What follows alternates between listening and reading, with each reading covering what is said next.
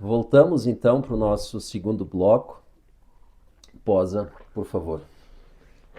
Então, eu parei no dualismo cartesiano, né? E como é que eu faço essa ponte do mundo, vamos chamar ainda do mundo das ideias para o mundo físico, tá? Uhum. Aí, de novo, quando a gente usa determinados termos na filosofia, eu estou trazendo uma tradição. Quando eu chamo de mundo das ideias, eu estou fazendo referência ao platonismo. Tá? Porque existe um mundo perfeito de ideias, um mundo antes da vida, vamos dizer assim, onde as coisas, né, imateriais acontecem, e quando eu venho para a Terra, eu tenho um mundo imperfeito, né, mas eu tenho ainda essa ideia Sim, a do beleza mundo. e o belo. Exato. Né? É muito parecido com a religião católica, porque a religião católica é neoplatonista. Né? Ela se forma num período, né? A grande parte dos termos que a gente vai estudar no platonismo voltam à voga num momento da história da Igreja Católica e tal, essas coisas vão sendo absorvidas. Tá? Então, uh, no caso do Descartes, a gente tem, como eu disse, um marco ali importante, porque além de eu ter esse dualismo, eu tenho o surgimento de uma linha dentro da filosofia que a gente vai chamar de fenomenologia mais para frente, que surge mais ou menos junto com a psicologia e tal. Então, o que a fenomenologia vai se ocupar? Em estudar a minha percepção das coisas. Ela vai dizer que existe um mundo numênico, um mundo físico, um mundo real, que eu não tenho acesso, e um mundo fenomênico, que é o que eu sou capaz de perceber desse mundo com os meus sentidos, com a minha percepção. Então eu estudo os fenômenos da Numênico realidade. vem de nomen, que é da mesma ideia de substantivo, de coisa, da mesma origem. Do existir, né, Uhum. da unidade, sim. Ah, eu tenho o surgimento do solipsismo, que diz que eu existo. Se eu penso logo eu existo, eu sei que eu existo. Eu não tenho certeza da existência do resto. Então Sim. eu existo. Ninguém se deu o trabalho de escrever sobre isso, né? Você vai escrever para quem? Se só eu existo. Piada de filósofo. Mas, ah, né? Só tenho eu para quem eu vou escrever. Não, o solipsismo é mais um conceito que a gente usa para evitar, assim, para, né? Tipo, porque o próprio Descartes já sugere que existe um mundo externo. A fenomenologia, que é uma área que eu acho que foi o que eu mais estudei, assim, vai tratar dessa percepção, né, de como eu entendo a realidade e que essa realidade é diferente de pessoa para pessoa, porque depende da Sim. minha capacidade de percepção. Sim, a realidade percebida, ela é diferente. E eu não tenho como comparar, eu não tenho como dizer assim, olha, a tua percepção está errada da realidade em comparação com o mundo numênico, porque ninguém consegue acessar esse mundo, ninguém conseguiria entender o mundo, né, Sim, sim, diretamente. sim, Ele sim, sim. acontece pelo filtro da minha experiência, da minha capacidade de entender, daquilo que eu conheço da realidade. Né? Sim. Então, essas ideias são importantes porque elas vão determinar uma série de outras coisas, inclusive em outras áreas. Né? Espera. Então, quando tu tem um julgamento, né, que é o caso do processo do direito, né? Como é que tu faz justiça se tu não tem acesso à realidade? Tu tem um processo para tentar reconstruir isso. E aí, baseado nesse processo, eu aceito. E com base nesse processo, tu vai tentar chegar num veredito para ver quem provavelmente está mais perto daquilo. Então, seria isso? Aí a gente tem um outro problema que é, bom, primeiro o conceito de justiça, Sim, tá? sim. É, acho que eu abri um Aí, parênteses grande. só isso dá Dias. tá? E o conceito de realidade, tá? O conceito de existência da realidade como verdade, tá? Isso é uma das, às vezes para conseguir argumentar dentro de um framework assim de filosofia, tu precisa estabelecer algumas coisas. Então, geralmente isso se toma como pressuposto, existe uma verdade. Tá? Mas a gente pode questionar se essa verdade é a mesma verdade para todo mundo e tal. Também é outro campo. Então, como eu dizia antes, a filosofia não dá resposta, ela te ensina a fazer a pergunta. O simples fato de tu perguntar, tá, mas foi feita a justiça nesse caso que tem relação com a verdade, né? A verdade fez com que acontecesse a justiça no julgamento desse caso, já coloca um monte de termos que são complicados. Sim, né? tu tem que definir. Eu tenho que definir o que é justiça, eu tenho que definir o que é verdade, né? Então, a gente trabalha dentro de alguma regra. A fenomenologia, ela vai tratar da minha percepção e ela vai favorecer o surgimento de diversas ciências que tratam da percepção. Por isso, a psicologia, né, todo o estudo de como a nossa mente funciona, como a nossa mente reage ao que ela absorve. Não chega a ser exatamente um contraponto, tá? Mas uma linha concorrente na filosofia é a filosofia analítica. Na filosofia analítica, eu vou desconstruir ao máximo, reduzir a maior número de pedaços aquilo que eu estou analisando para interpretar cada uma daquelas coisas. É um método científico, ou ela é muito próxima do método científico, eles se relacionam e a gente tem essa ideia de distanciamento. Eu estou analisando alguma coisa e eu estou vendo a realidade, entende?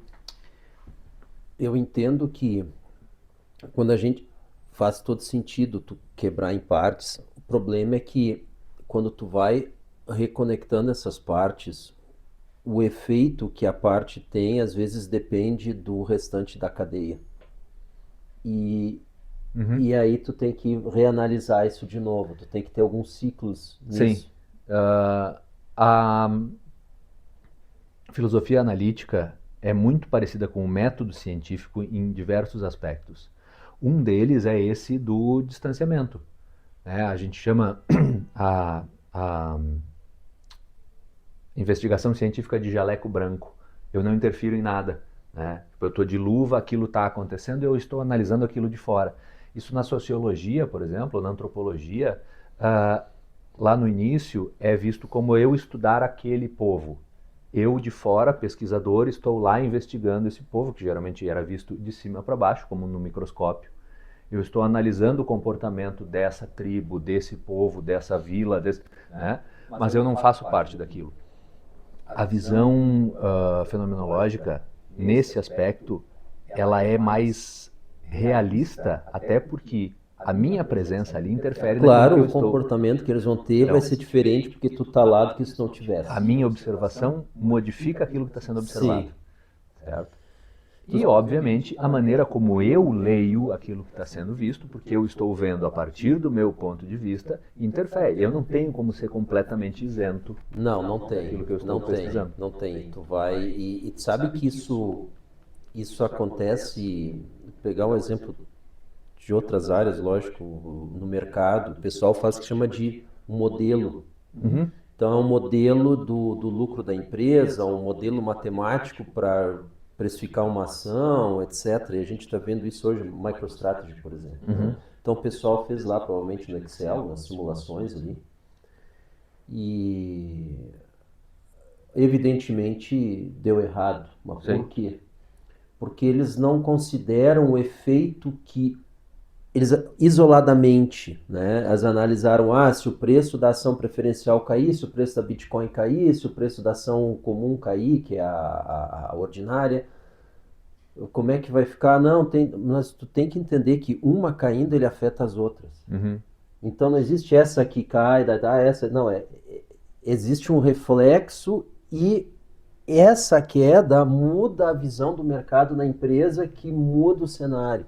Exato, nada está acontecendo isoladamente, nada está acontecendo em laboratório com o jaleco branco. Isso. Todas essas coisas estão interconectadas e elas estão interconectadas num nível que a gente não consegue perceber. De novo, é o falido de 1000 lados.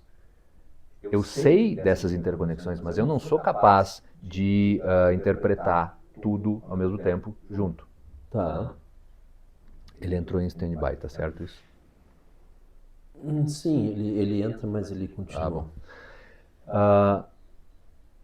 Existem alterações que eu não consigo prever. E aí a gente entra num outro aspecto que eu sei, todo o método científico, todas essas ferramentas de análise, quando eu falo de análise, eu estou pensando de maneira analítica, eu estou pensando que qualquer coisa pode ser reduzida aos seus elementos mínimos, analisadas, construídas e tal. A economia pode ser feita assim? Sim. Acho que na outra semana a gente estava falando sobre a realidade na fotografia e como o jornalismo ainda hoje depende dessa realidade. A economia depende de que a gente consiga fazer essas previsões, a análise econômica ou a análise de qualquer outra coisa.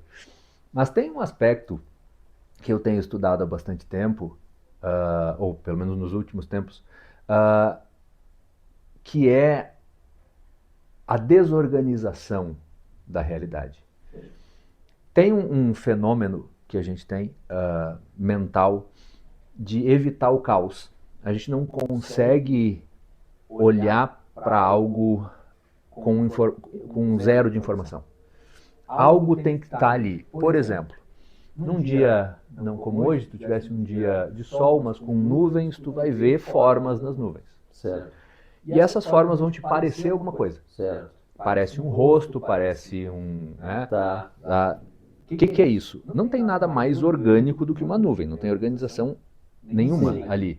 Mas eu transformo aquilo em algo reconhecível porque meu cérebro, a minha mente, foi organizada. Sim, ele é estruturado para reconhecer um padrão, então ele precisa achar uma coisa que é suficientemente parecido com aquilo para ele parar de procurar, porque 30% da energia do teu organismo é consumida ali e ele quer zerar o fluxo naquele circuito. E, pensando em sobrevivência, era mais importante eu confundir um arbusto com um tigre do que um tigre com um arbusto. Então, eu vejo uma mancha que se parece um tigre, eu organizo aquilo de uma forma. Só que isso não acontece só visualmente. Vamos voltar lá para o mundo das ideias. Ou seja, na dúvida é um tigre. Na dúvida é um tigre, exato. E a gente faz isso com padrões também, tá? A gente tem organizações, as pessoas falam às vezes, o gráfico de determinado ativo, o gráfico de Rorschach, né? Eu enxergo o que eu quero. Sabe, com essas tábuas de Rorschach.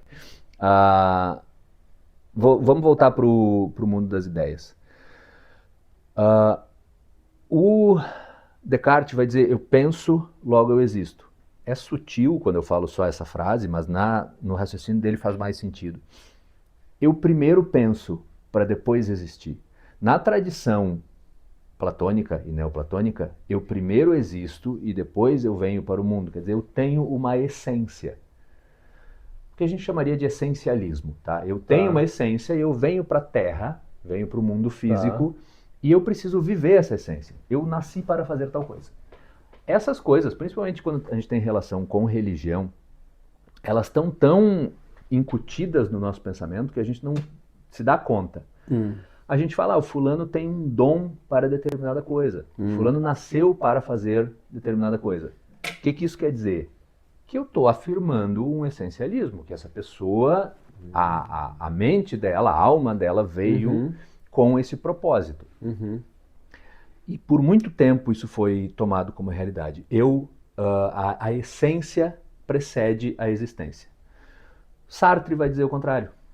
Ele vai dizer, eu não tenho uma essência. Isso vem de toda aquela tradição do desenvolvimento do pensamento racional, do positivismo, do raciocínio lógico que... tu sabe que agora um outro tópico para a gente falar mais adiante, que é essa conexão entre positivismo e a inteligência artificial. Mas continua.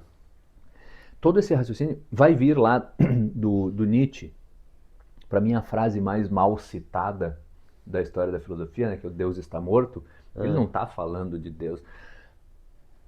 Ninguém na filosofia vai se ocupar de tu ter fé com qualquer coisa. Ele não está falando do Deus da religião. Ele está falando do Deus da filosofia, de um Deus como explicação para algo.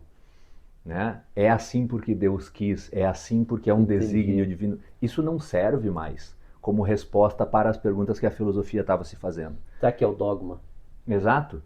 E aí então tu vai ter uma divisão ali da filosofia para a teologia. A teologia sim vai se ocupar de estudar textos sagrados e tudo mais.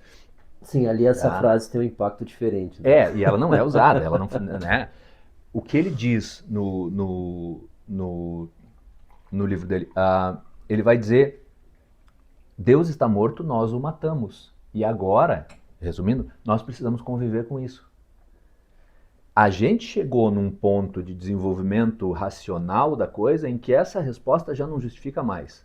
Tá. E aí a Agora gente tem tu tem que viver construir as num respostas mundo. que E aí? tu destruiu, tu Exato. tem que achar outras pro Porque lugar. não dá mais para responder assim. O que o Sartre vai dizer? Não tem uma essência. A existência precede a essência. Eu primeiro existo. E o que eu faço com a minha existência depende da minha ação. O mundo não tem um significado intrínseco. Eu vou dar o meu significado a essa Que é existência. uma coisa alinhada com o livre-arbítrio. Nas palavras do Sartre, eu nasço condenado a ser livre. Eu vou ter que fazer alguma coisa dessa vida. E eu, dedicando a minha essência a determinada coisa, vou chegar, né, eu vou dar um sentido para a Tem minha a vida. possibilidade de descobrir qual que é o meu propósito. Por exemplo. Eu acho que propósito não seria a palavra que eu uso ali, mas qual é a minha... literalmente qual é o meu objetivo. Eu escolho. Sim. Eu vou fazer Eu o que vou eu me quiser. dedicar a alguma coisa. E aí eu vou dar sentido para minha vida. E isso vai até o Albert Camus, ou Camus, né? Albert Camus. Ele vai dizer, por mais que eu tente, o mundo não é organizado. Essa mesma ilusão que eu tenho quando eu olho para uma nuvem e eu vejo um rosto, eu tenho quando eu percebo a realidade.